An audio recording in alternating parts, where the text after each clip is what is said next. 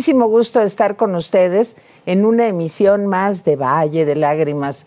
Y bueno, ahora sí que tenemos muchas lágrimas que llorar esta semana en México y en el mundo. Pronósticos no muy buenos para la economía del mundo, pero desde luego especialmente para la economía de México. De eso vamos a hablar. Realmente estamos en un momento difícil a nivel mundial en cuanto a la economía y la política, como siempre, ¿qué tanto mete su mano en medio de esta crisis de recesión, inflación, en fin, que está afectando a todo el mundo? Y me da muchísimo gusto que esta mañana estén con nosotros, con ustedes, un grupo de expertos, de personas a las que quiero, admiro y respeto mucho. Y comienzo por Enrique Provencio. Enrique, gracias. ¿Cómo estás? Me da muchísimo gusto que hayas aceptado venir. Enrique gracias, es un economista y un académico, con una solidez en cuanto a sus conocimientos económicos, que nos va a permitir aprender mucho y tratar de entender este complejísimo mundo en el que estamos viviendo. Enrique, de veras, muchísimas gracias. Gracias a ti y espero que en efecto ayude a comprender. Claro que sí. Gracias. Yo vengo aquí dispuesta a aprenderlo todo. Gracias. Me da mucho gusto que esté con nosotros Stephanie Enaro. Stephanie es internacionalista. Estudiaste en Rusia, Stephanie, hasta me da miedo decir eso, ¿eh? Pero también estudié en Inglaterra. No, ya sé, pero lo de Rusia... Sí, no. Pero cada vez que digo que Stephanie Enaro estudió en Rusia y digo, ¿no será como Boris y Natasha? O sea, sí. La mejor es una espía soviética que viene aquí a estar con nosotros. ¿Cómo estás, Stephanie? Hola, Tere, ¿qué Ustedes tal? La pueden leer en El Economista, la pueden leer en El País, cosa que me da mucho gusto. Yo cada vez que veo los artículos de Stephanie Enaro en El Economista me emociono y me pongo muy contenta. Qué bueno, Stephanie, gracias por acompañarnos, de verdad. Muchas gracias por la invitación. Es un honor para mí estar con ustedes. Bueno, y aquí está mi amigo de toda la vida. Aquí está Pedro Arturo Aguirre, autor de este libro que ahorita me lo acaba de regalar y que me lo va a dedicar, y que es el Protocolo Malatesta. Pedro Arturo Aguirre, un experto en temas internacionales, un académico también muy destacado en nuestro país, escritor, de cualquier cantidad de libros que tienen que ver con estos temas. Y ahorita les voy a contar algo más de Pedro Aguirre, pero ¿esta es tu primera novela? Es mi primera novela porque todos los demás libros han sido sobre temas electorales, sobre política internacional y sobre megalomanía. Mira. Política y culto a la personalidad. No, pues vas a tener ahorita mucha chamba, ¿verdad? Estoy preparando la segunda, una actualización de la historia mundial de la megalomanía que apareció en 2014 por debate. Me acuerdo. El debate. Y pues a ver qué pasa con eso. Se va a llamar El hacha del destino el libro. Dale, Pedro. Wow. Y vamos a incluir a Putin y a Trump. Y por acá más cerca. Pero el invitado sí, también, de honor. ¿verdad? También tiene un lugar en la historia. En la historia. ¿Es una hacha liberadora o es una hacha matadora? Ya lo dejo a la interpretación del lector. Ok. Bueno, pues Pedro Aguirre, ustedes no están para saberlo, pero le ha dado seguimiento puntual a los procesos electorales en Estados Unidos. Y hemos corrido locas aventuras, Pedro cubriendo la convención demócrata, Pedro haciendo análisis en la de republicanos, platicando mucho sobre estos temas, pero lo estoy hablando de que estas locas aventuras pues, pasaban hace 20 o 25 años. Tú me mandaste a cubrir las convenciones de los partidos demócrata y republicano en 1996. Que ya no digas eso, porque éramos muy chiquitos. Yo estaba en secundaria. Exacto, yo también, no, sobre todo yo. Yo estaba en secundaria. Bueno, ¿y por qué estas tres personalidades el día de hoy aquí con nosotros? Pues porque está Estados Unidos y México en un momento que yo diría muy tenso en su relación. Es un momento pues difícil, Estados Unidos con una inflación muy alta, México también con una inflación muy alta, Estados Unidos quizá en recesión técnica, no sé si es el término correcto, ahorita Enrique nos lo va a decir. México, pues en un estancamiento que ya llevamos años y años y años y que no podemos romper. Y en medio de esta situación, en medio de todo esto, un proceso electoral en Estados Unidos en noviembre, pues que enfrenta a Biden con una popularidad realmente muy disminuida, muy disminuida. Entonces, bueno, creo que esta exótica combinación de elementos políticos y elementos económicos, pues puede ser no muy favorable para México. A ver, Enrique, ya al fin me voy a callar y te vamos a escuchar. ¿Qué panorama general ves en la situación económica de Estados Unidos y de México? Gracias, Tere, y ya con tu introducción nos podemos arrancar porque lo has resumido muy bien. Pero yo quisiera empezar, y para estar a tono con el nombre de Valle de Lágrimas, no con los datos, sino con la caracterización, o si quieres, con los adjetivos que usó el Fondo Monetario Internacional apenas la semana pasada, o sea, a fines de julio, para referirse a la situación de la economía mundial y de Estados Unidos. Y usó lúgubre, sombría, titubeante, incierta. Así calificó la situación. ¿Y por qué? Porque la recuperación que se estaba viviendo en buena parte del mundo se interrumpió, parte por las políticas antiinflacionarias, en parte por la invasión de Rusia a Ucrania. Claro. Y luego ya por regiones y por países por razones diferentes. En el caso de Estados Unidos, porque ya se agotó un poco la recuperación que venía dándose después de la pandemia. Y en efecto, en el primer semestre de 2022, Estados Unidos ya no creció. No se dice todavía que hay una recesión, porque como has dicho, algunos le llaman recesión técnica, pero para no entrar en detalles que por lo demás son muy imprecisos, en esto la economía, como en tantas otras cosas, es muy imprecisa. No se puede decir todavía que sea una recesión, pero lo que sí se puede decir con certeza es que la economía de Estados Unidos ya no está creciendo. Pero a ver, Enrique, perdón que te interrumpa. Sí. 2 trimestres seguidos de decrecimiento económico, ¿no es recesión? ¿Por qué Biden dice y dice que no es recesión? En general, se dice que no basta que 2 trimestres consecutivos la economía decrezca para que haya recesión, porque depende de la profundidad, de cómo se generalice toda la economía, de cómo se extienda todo el país y sobre todo, no solamente de que el producto en general no crezca, que decrezca, sino que también baje el empleo, baje el consumo, y eso todavía no está ocurriendo. Pero también es cierto que en la mayoría de las recesiones hay 2 trimestres consecutivos en los que no hay crecimiento. Entonces es probable que sí vaya hacia una recesión. Pero por esa razón todavía no se puede afirmar, porque además las recesiones no son un observable directo. Claro. Y normalmente nos enteramos hasta que ya ocurrieron. Pero lo que sí es un hecho es que la economía de Estados Unidos ya no está creciendo y que por esa razón, posteriormente, porque todavía no se siente el efecto directo en Estados Unidos, posteriormente eso repercute hacia México. ¿Qué ocurre en México? En México, el Fondo Monetario Internacional a fines de junio elevó un poquito el pronóstico a 2.4 de crecimiento en 2022. Pero empezando agosto, el Banco de México y sus encuestas lo que dijeron es que no vamos a llegar al 2%, nos vamos a quedar por ahí en 1.8%. Y al mismo tiempo las expectativas empresariales empeoraron y se está agotando algo que yo no diría que en México fue recuperación.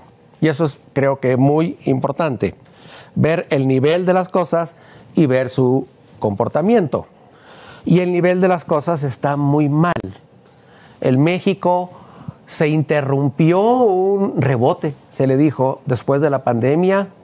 pero todavía a mediados de 2022 no llegamos a los niveles que tenía la economía a principios de 2020, antes de la pandemia, y tampoco a 2018.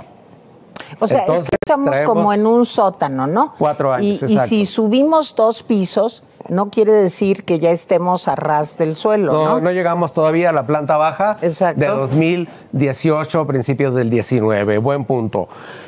Subimos un escaloncito, pero ni siquiera llegamos todavía en términos generales a los niveles previos de la pandemia. En otras palabras, México no se ha recuperado económicamente de la gran crisis, del desplome de la pandemia. Algunos sectores sí, algunos estados de la República sí, pero en general todavía no. Y en particular todavía no ocurre en los servicios culturales, de entretenimiento, en los servicios educativos, en muchas otras actividades y sectores. Entonces, estamos todavía por recuperarnos a los niveles previos a la pandemia. Sí, cuando dice 2.4 de crecimiento del fondo, pues quiere decir que vamos a subir 2 sótanos, pero que todavía, como decía bien Marco, no estamos a ras de piso. Pero en medio de esto, Pedro, en medio de esta situación terrible o derivada de la guerra rusa con Ucrania, pues vemos a una tensión enorme entre la relación México-Estados Unidos. El presidente no va a la Cumbre de las Américas. Biden, pues digo, aunque pone carita de no pasa nada, pues yo creo que sí pasa. Sí. El viaje de López Obrador a Estados Unidos, desde mi punto de vista, quiero conocer tu lectura, fue muy desangelado, o sea, realmente estuvo con Biden 15 minutos. Y después de todo esto, aparte, el presidente decide que le va a mandar una carta a Biden, pues, se envuelve en la bandera nacional, dice que va a hablar el 16 de septiembre, y me da mucho miedo que este uso clientelar y político de este tema pues pueda redundar en un problema mayor con nuestro principal socio comercial, y ya hablaremos de esto también con Enrique. ¿Qué lectura tienes de todo? Acuérdate que estábamos justamente en esta mesa cuando veíamos al presidente López Obrador con Biden, y justo comentábamos de que, bueno, pues es una visita que por una serie de características y de señas que se mandaron era desangelada y era gris, por decirlo menos. Y evidentemente sí se nota en la relación pues espinas y baches muy duros que esperemos no vayan a más. Aquí la pregunta es, ¿qué López Obrador vamos a ver los próximos 2 años? Se supone que en términos macroeconómicos, desde luego tomando en cuenta la pandemia y la guerra y todos estos incidentes que han afectado a todo el mundo, se puede decir que México llevaba un camino más o menos regular, considerando todo el contexto, que es muy difícil. Y muchos pensamos, me incluyo, que quizá, ojalá, nos alcance para en el 2024 ver a este presidente entregar cuentas bastante mediocres, que no le da para más. Bueno, pero bueno, digamos... Ni mediocres, ¿verdad? Mediocres en el mejor de los casos. Sí, ¿tan rápido? Valle de lágrimas. Más lágrimas que valle, yo diría. Pero bueno, digamos, el país tenerlo ahí, si quieres, con alfileritos, como lo han hecho otros presidentes, por otro lado, no sería nada nuevo. Pero bueno, tener los indicadores más o menos estables, el peso más o menos bien sostenido de alguna manera, en fin, una entrega mediocre si nos fue bien, pero bueno, sostenible y de alguna manera tolerable. Pero eso, Andrés Manuel López Obrador, yo que me gusta el tema de megalómanos, no creo que le baste. Andrés Manuel sueña con entrar a la historia por la puerta grande, como dicen los megalómanos. Yo quiero entrar por la puerta grande. Y entonces ahí puede caer en la tentación de qué hacer, qué efecto de golpe, qué golpe de efecto puedo yo dar para que se me recoja en los libros de historia y en los libros de... No, pero ya ha dado varios. Pero uno que realmente digas es la gran diferencia. Porque bueno, lo de Chicoche y lo de los pleitos que tiene aparentemente con Estados Unidos no han pasado de eso, de la anécdota, del chiste, de la ocurrencia. Malo es que pasen de la ocurrencia a un enfrentamiento mayor, que vengan las negociaciones ya sobre el tema del TLC y sobre el tema de cómo puede recurrir Estados Unidos y Canadá en contra de México, y entonces ahí sí seguir con el tema envuelto de la bandera y el patriotismo, y etcétera, etcétera. Ese será el peligro, es decir, trasladar la payasada mediática que redunda en votos y en popularidad, etcétera, y a un enfrentamiento abierto en búsqueda de la historia. Me envuelvo en la bandera para que la patria me lo reconozca por los siglos de los siglos. No, qué miedo. Esa es la tentación a la que puede caer, porque puedes pasar que, bueno, no pase de las mañaneras, de la payasada, de la anécdota, del chistecillo, y a la hora de las negociaciones serias, pues entonces agache la cabecita. Pero ¿saben qué me preocupa mucho? No sé. Que sea en el Zócalo, que sea el 16 de septiembre. Claro. A mí eso es lo que me parece de terror absoluto. Sí, porque es otra vez lo mediático, otra vez el show. Sí. Pero bueno, yo quiero ver las negociaciones ya sentados, frente a frente, y concretando cuestiones ya firmes y en serias del futuro. A ver, Stephanie, y todo esto tiene como telón de fondo, pues la guerra Rusia-Ucrania, las tensiones China, Estados Unidos. Casi yo te preguntaría, ¿podríamos hablar ya de, por un lado, los aliados de Occidente, Europa, Estados Unidos, y por otro lado, China, Rusia, Corea del Norte? ¿Se están configurando esos bloques? ¿Y qué consecuencias tiene esto? Pues no solo para el mundo, sino específicamente para México. Lo primero que se me viene a la mente es la división del mundo. Otra vez son ellos contra nosotros dependiendo del punto geográfico en donde estés. Ahora, creo que lo más importante es ver cómo se está reconfigurando el mundo. Obviamente, con esta invasión de Rusia a Ucrania, lo que Rusia está diciéndole al mundo es, ya regresé, vengo a reclamar mi sitio en la escena global.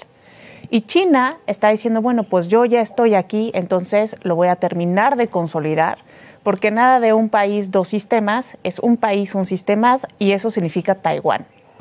China está tomando notas de lo que está haciendo Rusia con Ucrania para replicar lo mismo, y esto es importante porque en otoño se vuelve a renovar el puesto de Xi Jinping en una cumbre, es bastante probable que suceda, y ahí él va a empezar a tramar algo para hacer historia. Esto puede significar Taiwán, porque en el 2027 se cumplen 100 años de la fundación del Ejército de Liberación de China. Entonces, obviamente, van a mandar un mensaje para decir, esto se acabó, ya nos reunificamos. Ahora, ¿cómo entendemos esta disputa de México y Estados Unidos en este contexto de división? Fácil. Es un momento donde los nacionalismos están al alza. Si algo enciende rotundamente el nacionalismo mexicano, es desquitarse de algo con España o desquitarse de algo con Estados Unidos. Y ya vemos que el presidente ha usado estos dos países como piñata.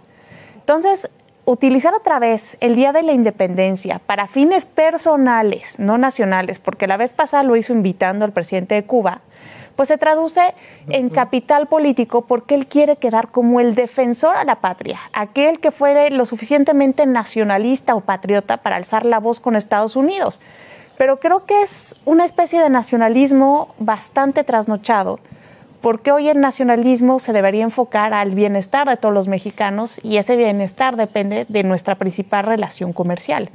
Entonces, obviamente que estamos en una época donde también la globalización puede terminar ya siendo una regionalización por cómo se cerraron las fronteras con la pandemia y también cómo se ha afectado la cadena de suministro con la pandemia y ahora con la guerra en Ucrania. Entonces, este grito nacionalista va dentro de esa reconfiguración mundial. Bueno, ahora, Enrique, con todo esto que hemos platicado, por si nos faltara algo, vuelvo a lo que comentábamos al principio, pues ahí viene noviembre, ya faltan 3, 4 meses para que sean elecciones, para que haya elecciones en Estados Unidos. Y lo que decía Stephanie, que yo también creo que es muy importante, el señor Xi Jinping pues se va por tercera vez a reelegir, 30 años, ¿no, Stephanie? Sí, es el ídolo de muchos por aquí. Sí, claro. No, pero ¿por qué 30? Lleva 10 y va por 5 más. No, creo que lleva 30 años. Xi Jinping, no. ¿No? ¿Seguro? Xi Jinping, claro, segurísimo. Xi Jinping llegó en el 13. Okay. Y cuando él llega había una disposición constitucional que dejó Deng Xiaoping de que los presidentes solamente se podían reelegir una vez. Una vez. Y fue lo que le pasó a sus antecesores. Entonces este sería 15 años. Y él quitó la disposición constitucional y si va por 5 más, ya sería para 15 años. Ok, exacto. Ok, qué bueno que lo aclaran. Yo creía que ya 30, pues es que se me hace eterno. Se te ha hecho Eterno, sí, es que estamos en momentos eternos, ¿no? La eternidad del pasado, volteamos eternamente al pasado. Bueno, a ver, Enrique. Pues, a ver, en este panorama que nos han dejado Pedro y Stephanie y tú. Sí, horrible. Sí, sombrío. Ya quiero llorar. Ahorita las lágrimas. Pero puede ser peor. Puede ser peor, sí, ¿verdad? Claro, mucho. Puede ser peor. Primero, porque lo más probable es que con el resultado de las elecciones intermedias en Estados Unidos, las de noviembre, se fortalezcan las posturas más duras en el Congreso, que pues, van a favorecer una actitud más firme de Estados Unidos ante cualquier violación al tratado, al TEMEC, y a lo cual se sumaría muy probablemente Canadá, por un lado. Por otro lado, las tensiones renovadas que nos ha resumido Stephanie, pues son parte de los factores que están creando incertidumbre en el mundo. Y como se acaban de ajustar a la baja, o sea, a la mala, los pronósticos de crecimiento para 2022 y 2023. Y en una economía a la baja en el mundo, sería muy raro que a México le fuera mejor. A México no le ha ido tan mal, como Pedro resumió bien, en lo macroeconómico, en el tipo de cambio, en la inflación, pues estamos mal, pero así está el mundo y de hecho están peor otros. Siempre es un consuelo, etcétera. Y nos hemos andado buscando consuelos, pero a largo plazo estamos muy mal. De hecho, en estos días hasta se dijo que este año nos ha ido mejor que a Estados Unidos. Es una manera muy ingenua de autoengañarnos. Estados Unidos se encuentra ahora, a pesar de que, como bien resumiste a la entrada, la economía de Estados Unidos está decreciendo, pero la economía de Estados Unidos está más o menos un 5% por encima de la de antes de la pandemia. Nosotros estamos como 3% por debajo. Eso es muy importante. Pues, entonces, número uno, nuestra brecha con Estados Unidos, que como alguien decía, para México Estados Unidos es el 90% del resto del mundo. ¿Cómo sí? Sí, pues claro. Pero nuestra brecha con Estados Unidos se ha profundizado en los últimos 3 años. Ellos, a pesar de todo, ¿y dónde estuvo la diferencia? En el segundo trimestre de 2020. Ellos evitaron el desplome que nosotros tuvimos porque actuaron. Nosotros no actuamos y no detuvimos ese despeñadero. Despeñadero puede tener otro pues significado. Desmadre, ese desmadre. Y eso lo venimos arrastrando mucho. Pero no podemos decir que nos esté yendo bien. Sin embargo, como efecto de esta nueva regionalización que nos perfiló Stephanie, hay un gran factor para el futuro, que es que muchas inversiones se pueden acercar a Estados Unidos, a Norteamérica o a México. Y si no las aprovechamos, si no lo fomentamos, si México no hace todo lo posible para facilitar esa instalación en la reubicación económica del mundo, como consecuencia del conflicto con China, nos va a ir peor en el futuro. Y por eso es tan importante que cuidemos las reglas del juego. Y la regla del juego principal para México se llama TEMEC. Se llamó Tratado de Libre Comercio. No nos fue de maravilla con el Tratado de Libre Comercio, pero lo que impulsó la economía mexicana en los últimos 20 años, en los últimos 10, y lo está haciendo ahora, son las exportaciones, principalmente a Estados Unidos. Eso está generando un arrastre de varios millones, 5 o 7 millones de empleos en México. Ha favorecido el surgimiento de nuevas cadenas productivas. Ese es el contexto. Así vivimos en esta vecindad norteamericana. Pues sí.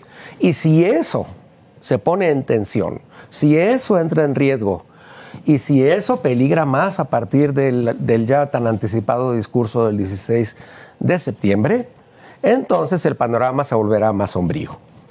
Bueno, y ahora, Pedro, ¿qué tan importante es la relación México-Estados Unidos? No para México, es evidente. para Estados Unidos. O sea, ¿qué es lo que está en este momento pues en juego con la relación México-Estados Unidos? ¿Es solo el problema migratorio? ¿Es un problema menos para Biden? Si logra que esta situación baje un poco de tensión, ¿qué significa bueno, mira, para Estados Unidos, para su reelección posible en 24? Mira, para Estados Unidos es bien sabido que México tiene su importancia, es un tema incluso de seguridad nacional, el asunto de los inmigrantes, el asunto de las drogas, sobre todo. La estabilidad política en el país también les genera pues cierta preocupación, porque a más inestabilidad, mayor peligro de que vayan inmigrantes, que es realmente a lo que temen. Pero bueno, para términos de opinión pública y como un asunto electoral, no es de los más importantes, o no lo va a ser por lo menos en este momento. Ha habido algunas elecciones en el pasado en el que el tema de México ha brincado, como a uno que de repente cobra cierta expectación, cierto interés. Yo no creo que en este caso vaya a ser así, a menos que los republicanos lo empiecen a tomar también como una bandera. Vemos como Ted Cruz y algunos senadores han hablado del presidente, o que la relación se ponga en un clima de tensión tan grande que el asunto ya trascienda también hacia las elecciones en Estados Unidos. En principio te diría que no será un tema clave, pues imagínate, nada más fue el presidente López Obrador y en los medios pasó prácticamente desapercibido. Todo el mundo estaba en la tensión de que iba a ir a Arabia Saudita con el príncipe heredero. Pero bueno, esto puede cambiar desde luego. Las elecciones del 88, las elecciones del 92, cuando pierde la reelección George Bush papá con Clinton, que se acaba de firmar el Tratado de Libre Comercio, ahí fue el tema de México uno relevante, no diré de los más relevantes, pero sí fue tema. Incluso acuérdense de Rose Perot y cómo hizo una campaña como candidata independiente, y uno de sus temas más grandes ahí sí fue el tema del Stephanie no se acuerda porque no había nacido. Te estoy contando, una vez. Mira, Stephanie, te vamos hace a contar. muchos años, en un país muy lejano. Déjame empezar a copiar el tema. Una galaxia muy lejana. Pero donde no existía López Obrador todavía. En serio. No existía. No, sí existía. Oye, un mundo maravilloso. 92, pero era un periodista recalcitrante. Claro. Pero ahora, no es cierto, ya no era periodista, ya estaba en 88. ¿En el PRD? En el 88 fue candidato del PRD a la gobernadora de Tabasco. Entonces, en 92, cuentan las leyendas. Es Obi-Wan Aguirre. Pero ahora, menos de que de plano nuestro señor presidente se destape y se suelte el chongo y empiece con un discurso muy nacionalista y rompa el TLC y empiece a haber algún tipo de disturbios y de inestabilidad en México, o que pretendiese reelegirse, que yo obviamente no lo descarto, esperemos que sea descartable por completo. Pero fuera de eso no lo veo como un tema central para las elecciones, ni estas de noviembre, ni las del 24. A ver, ahí te va otra pregunta. ¿Y qué pasa con Trump? O sea, Estados Unidos está polarizado al máximo. Creo que después de lo del Capitolio la cosa como que se hizo muy evidente. ¿Y qué va a pasar si los republicanos más conservadores, ahí sí que más conservadores, pues deciden darle su apoyo a Donald Trump y regresa Donald Trump con una fuerza importante? ¿Esto para México cómo juega? Los más verdaderamente conservadores no quieren a Trump. Y prueba de eso es que es la hija de Dick Cheney, la que está llevando las audiciones, todo este proceso en la Cámara de Representantes. Los verdaderamente conservadores. Ahora, toda su base de extrema derecha, pues ya es un más allá que no sabría yo cómo denominarlo en este momento.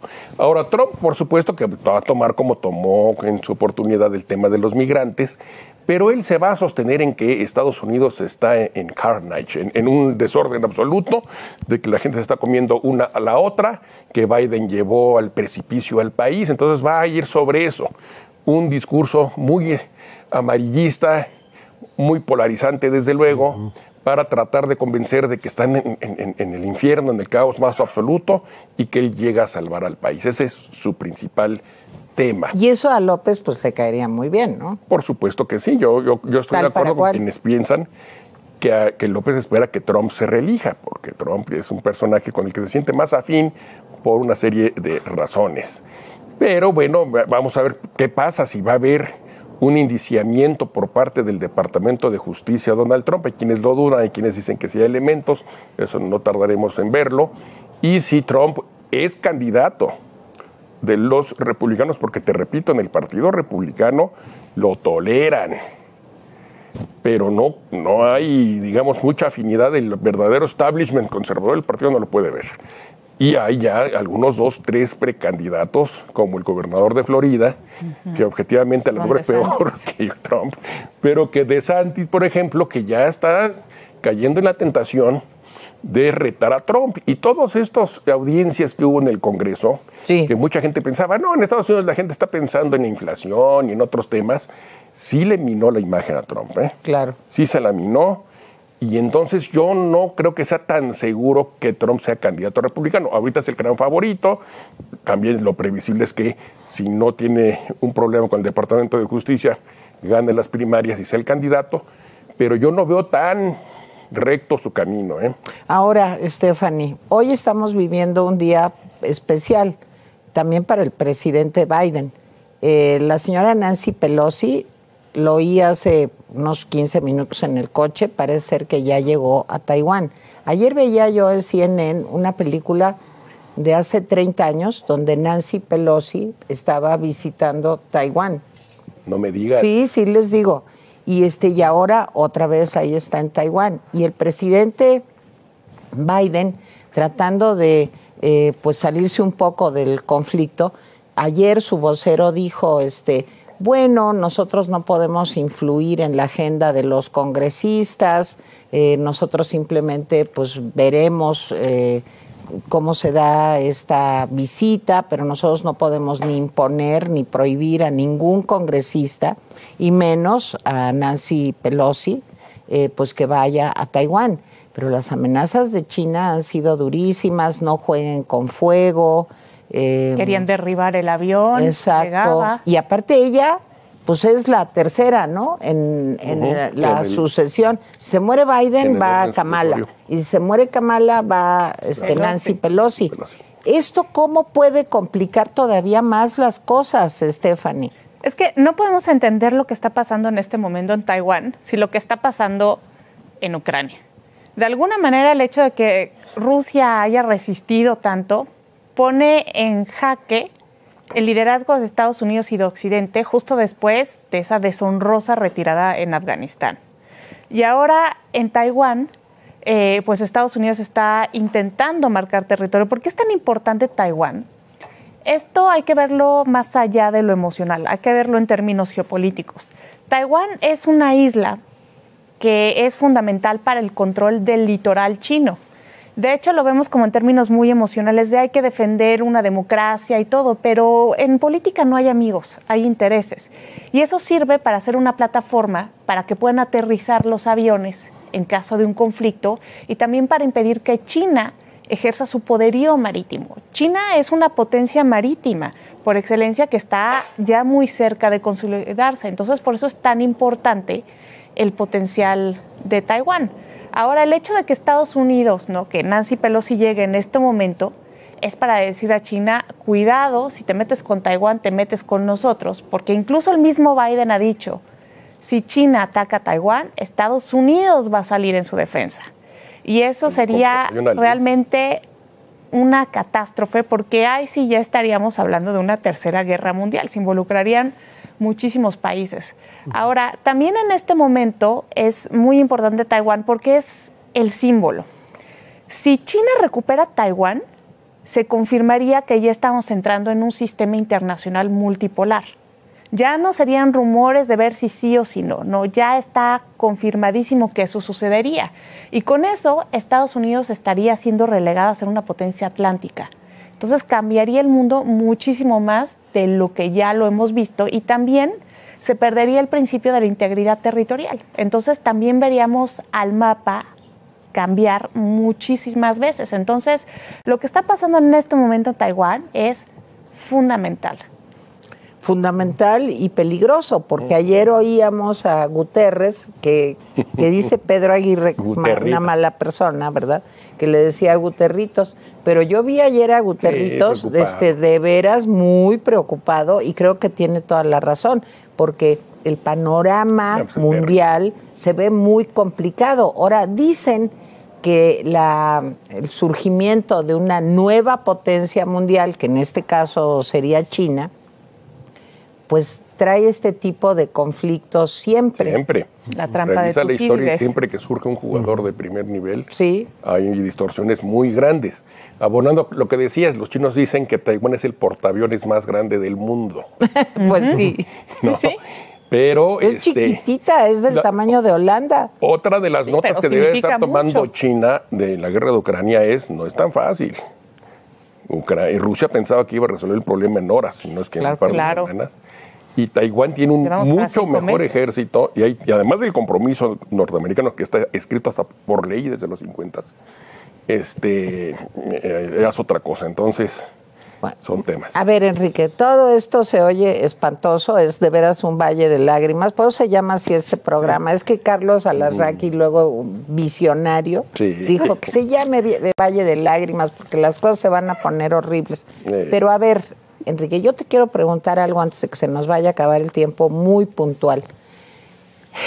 Si la tensión por todos estos factores se vuelve mayor entre México y Estados Unidos, y México decide una actitud beligerante en esta consulta solicitada por Canadá y Estados Unidos para el TEMEC, con el tema energético fundamentalmente, ¿qué consecuencias tiene esto para México? Y me voy a ir al extremo. Si de plano, yo lo veo totalmente improbable, pero pongámonos en ese caso. Si de plano el TEMEC desapareciera porque México decidiera que su soberanía y que ¿qué consecuencias tiene esto económicas para México? Lo voy a tratar de resumir en los dos planos. Con una tensión en aumento, en efecto, hay por lo menos 4 grandes áreas donde los riesgos van a aumentar. Uno es el de los mercados de energía a nivel mundial. Segundo, los mercados de alimentos, que ya tienen puesto en jaque a la alimentación en medio mundo. Tercero, pues las propias cadenas de producción que se han interrumpido tanto y donde China tiene un papel relevante. Y cuarto, los flujos de inversión de los que México necesita tanto para poder recuperarse a largo plazo. Estas 4 grandes tensiones, que de hecho ya están ocurriendo desde la invasión a Ucrania y desde la pandemia, se pueden agravar terriblemente. Pero además, con Norteamérica, con Estados Unidos y Canadá en particular, estos riesgos de no tomarse en serio y querer romper las reglas del juego, o por lo menos amagar, pueden tener consecuencias muy fuertes en los flujos de inversión de Estados Unidos a México, aunque no se rompa el TEMEC. Y creo que uno considera eso como un escenario tan remoto que no lo visualiza. Pero si no se cruzara ese nuevo Rubicón, un amigo que tú conoces, Ricardo Becerra, dice, bueno, es que se cruza un Rubicón cada mes. Y mañana hemos estado cruzando Rubicones y Rubicones. Sí, de 8 a 10 la cosa se pone cañón. Ya apareció un Rubicón más caudaloso. Y un Rubicón tropical. Si México cruzara ese Rubicón, es difícil imaginar lo que ocurre, porque ya son economías completamente integradas, en las que nada más hay que pensar en lo que está significando el factor de las remesas, ¿no? A promedio anual actualmente $60,000 millones. Por eso, pero año, ahí iba yo. Entonces, ayer, dijeron, llevamos en este año $28,000 millones en remesas. ¿Qué le importaría o qué tanto afectaría a López Obrador si tiene el apoyo incondicional de esas remesas, que muchos ya están relacionando también con el crimen organizado? A ver. Es difícil, no hay información confiable al respecto, pero esas remesas están significando, en el último dato, $5,000 millones mensuales. Les pueden cargar un impuesto, ¿no? Que en muchos casos, en efecto, son más importantes que el presupuesto de los grandes municipios. Tonatiuh Guillén lo ha dicho, las remesas en Tijuana son el doble casi del presupuesto municipal, pero también en Guadalajara, también en algunas alcaldías de la Ciudad de México. Ese factor, pero supongamos que esas remesas se mantienen, no tan altas, pero se mantienen. Lo que está en riesgo es la inversión. Y el gran problema para el crecimiento de México ha sido en los últimos 10, ya casi 15 años, la inversión. Y necesitamos más inversión en las áreas estratégicas. Esa inversión no se está cubriendo con el empresariado nacional, tampoco con la inversión pública, que es un desastre la inversión pública, lo viene siendo desde la crisis desde 2009. De hecho, la inversión pública en México actual, la inversión total en México actualmente está a los niveles de 2014. Y en la construcción, atrás de la crisis del 2008-2009. Ándale. Si nos imaginamos un escenario en el que todavía se reduce más la inversión, y de hecho ya se redujo la inversión de Norteamérica en energía en México, pues ya se desplomó. Pero entonces, si solamente quedara en riesgo la inversión, ya resultaríamos muy afectados. Yo también espero que el TEMEC se sostenga, que tomemos una actitud seria y responsable y que fortalezcamos la política interna. Ante un escenario tan incierto como el que nos dibuja Stephanie, pues necesitamos política económica. Y tenemos una política económica de mentiritas. Bueno, ahora el rumor que está por ahí es que el señor secretario de Hacienda, Ramírez de la O, pues va a presentar el presupuesto, que es un presupuesto que viene, pues ya saben, con un criterio de pobreza franciscana. Menos para el Tren Maya, menos para Dos Bocas, menos para el fracaso del AIFA, etcétera, pero viene con ese criterio de pobreza franciscana y probablemente esa sería su despedida, o sea, presentar el presupuesto y decir adiós. Yo también he oído eso mucho. Sí, eso está, digo, y aparte lo comprendería, porque pues no le hace el menor caso, como no le hace el menor caso a nadie. Creo que lo más digno sería que renunciara. Ahora, eso políticamente pues también va a tener un efecto, porque lo que dice Enrique es muy serio.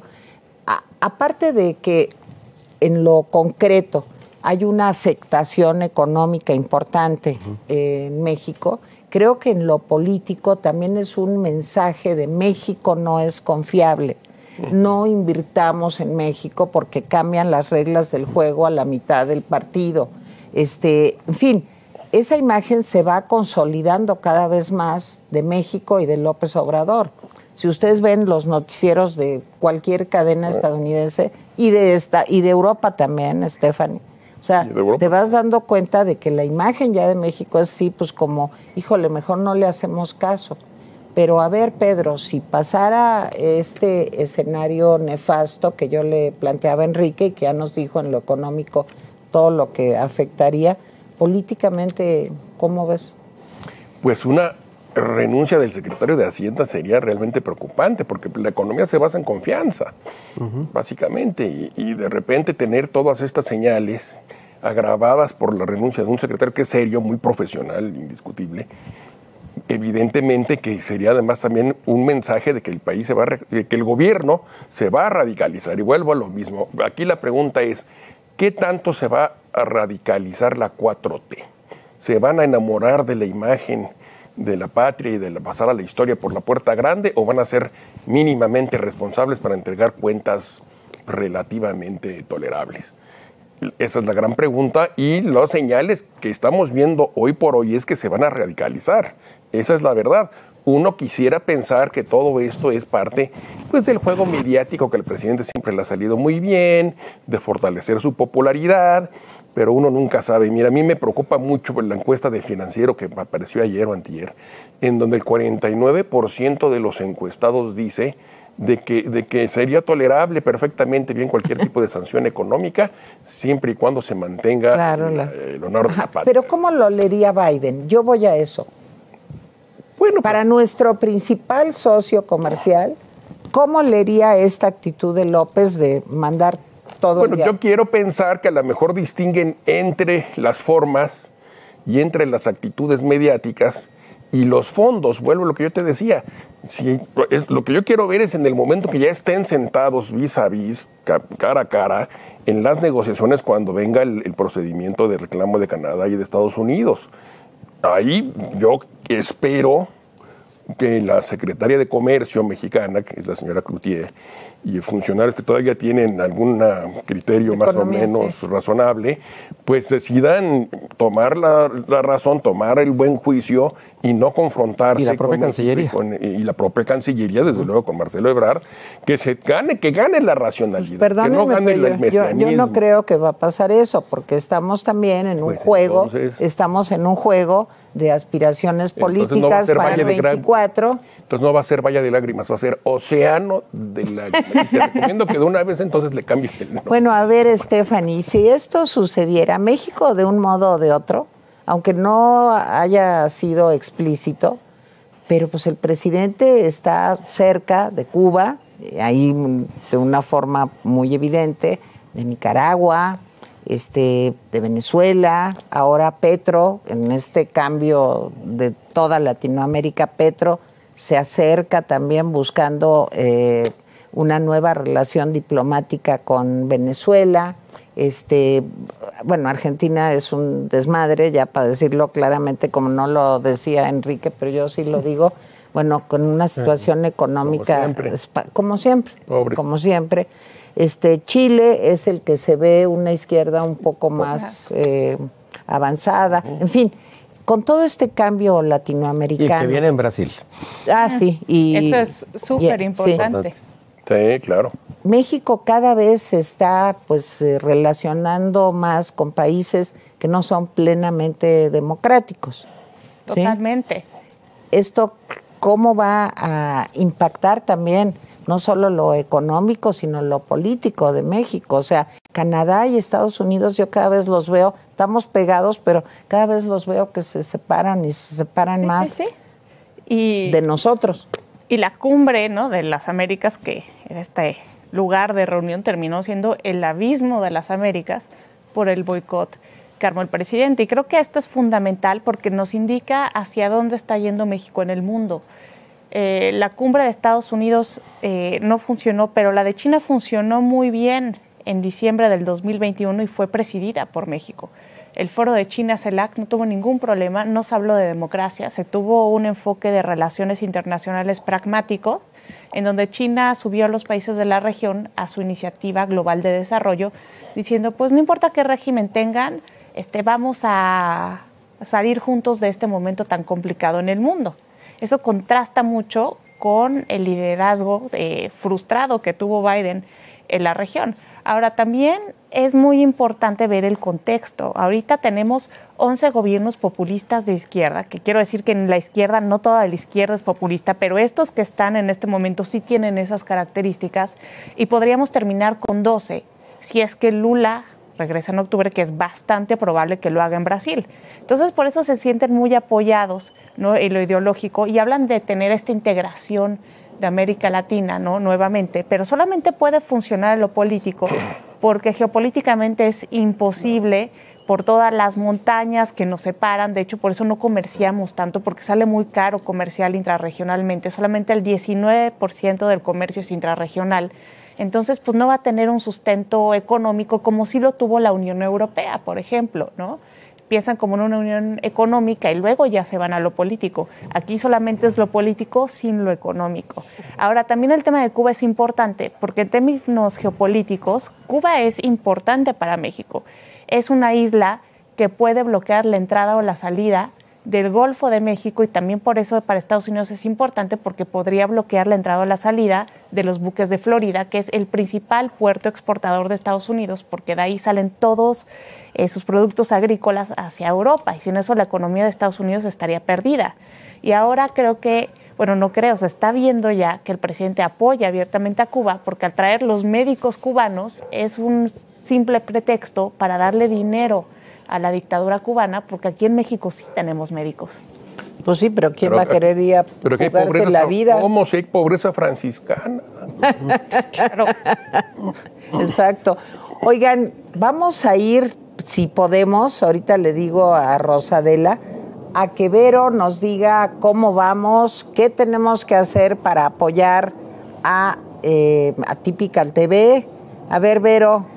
Hola, Vero. Hola, Tere, ¿cómo están? Pues bueno, primero que nada, buenos Es lo días más a bonito todos. del programa, así que disfrútenlo, por favor. No, claro que no eres tú, Tere, lo más bonito del programa. Sí, son muy buenos.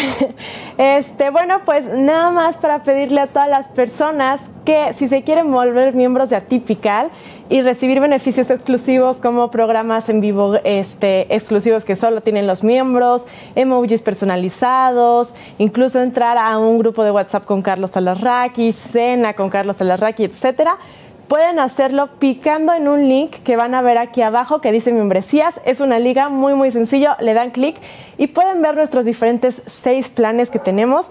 La verdad es que ahí viene muy sencillo todo lo que incluyen, su precio y además cómo volverse miembros de Atypical. Seguir las instrucciones está facilísimo.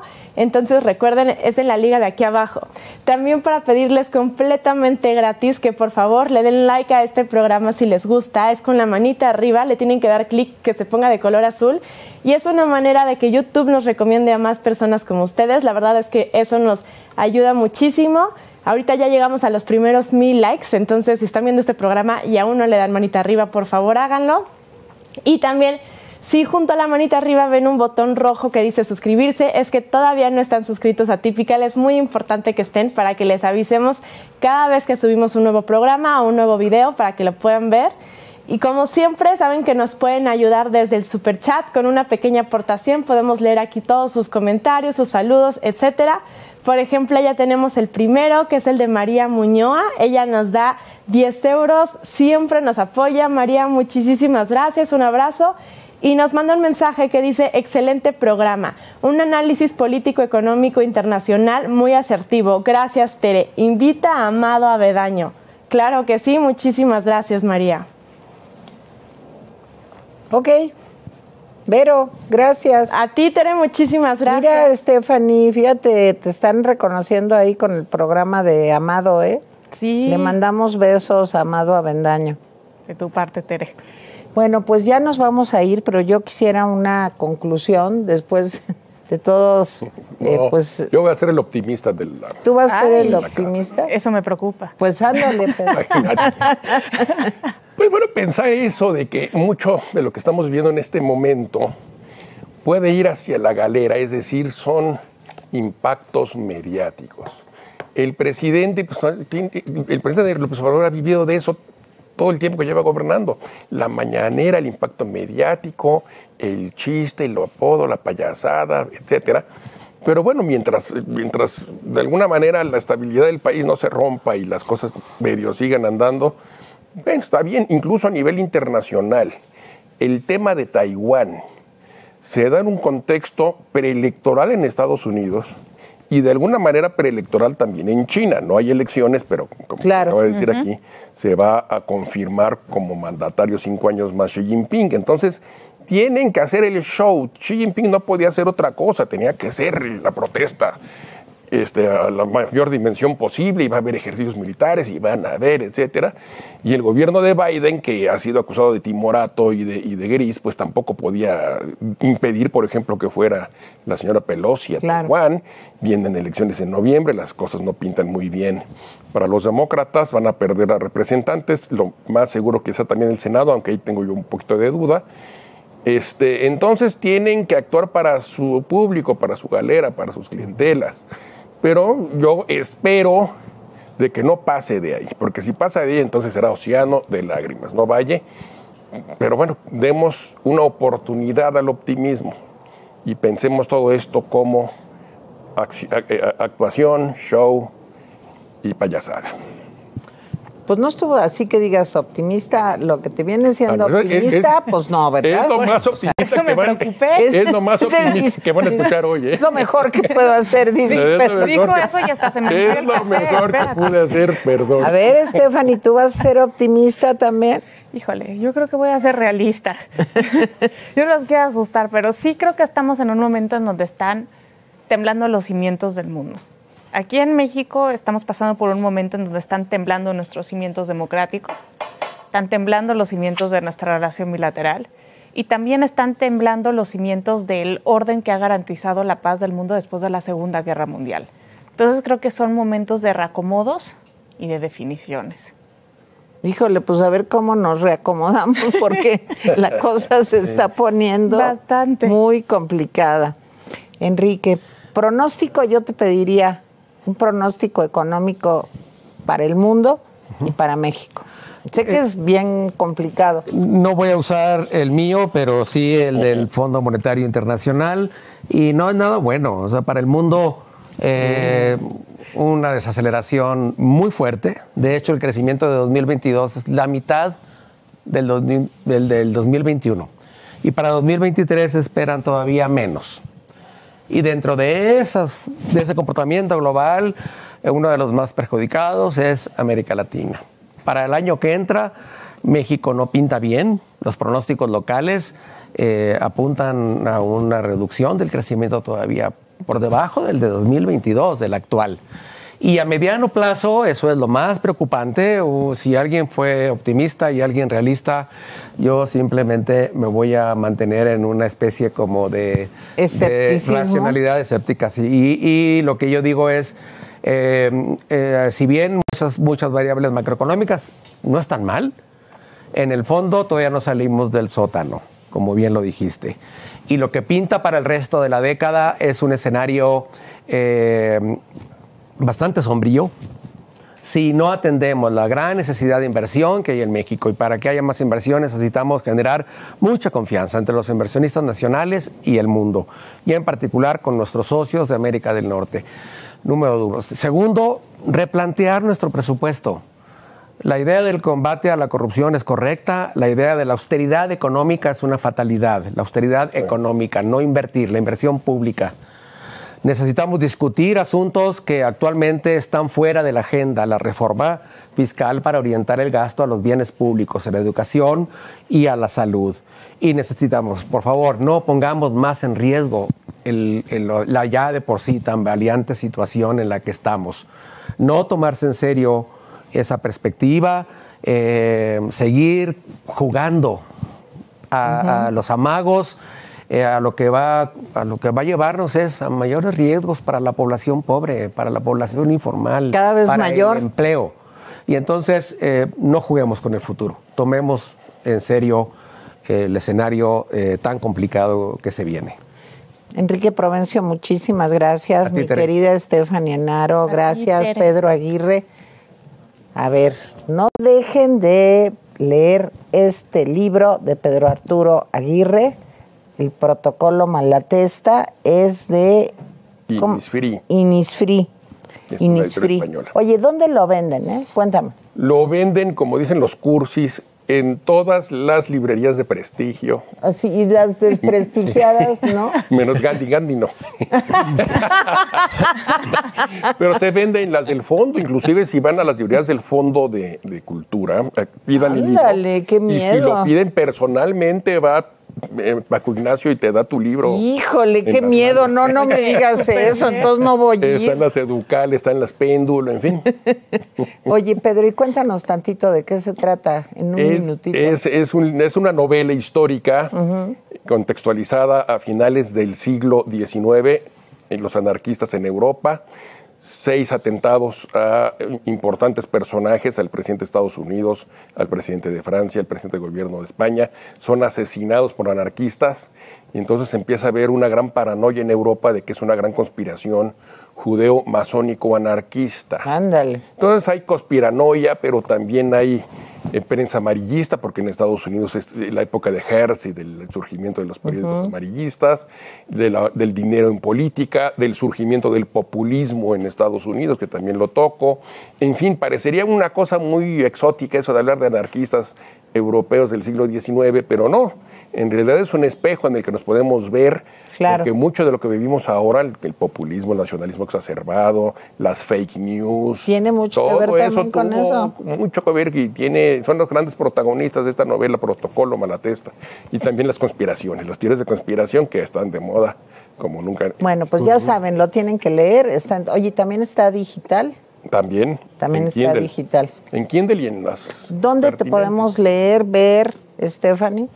Me pueden encontrar en El Economista todos los jueves, en El País de manera quincenal. También a veces subo cápsulas a mi canal de YouTube. Estoy como Stephanie Enaro. Y en Twitter me pueden encontrar como @EnaroStephanie. Enaro es con H. Y también la pueden ver en el Rapidín los Todos miércoles. miércoles. Todos los miércoles, ahí está Stephanie en el Rapidín, este gustado programa, como se dice. ¿Qué dijiste? ¿Que en las mejores librerías o qué? En las librerías de prestigio. Ajá, es uno de los canales de prestigio de este país. Entonces, por favor, verlo. A veces nos desprestigiamos, pero poca cosa, ¿verdad? Pero se van a Enrique divertir. Provencio, ¿dónde te Gracias. podemos ver, leer? Sobre todo en la página del Programa Universitario de Estudios del Desarrollo de la UNAM, PUED, PUED, .unam.mx, están nuestras publicaciones, empezando por Twitter? el Informe del Desarrollo y en mi Twitter, @enprodu, ENPRODU, enprodu. Muy bien, pues muchísimas gracias. Qué bueno que nos acompañaron. Escríbanos, díganos de qué temas quieren que platiquemos. Aquí seguimos en Atypical TV. Muchísimas gracias a nuestros invitados, gracias a todo el equipo y nos vemos la próxima semana. Gracias. Gracias.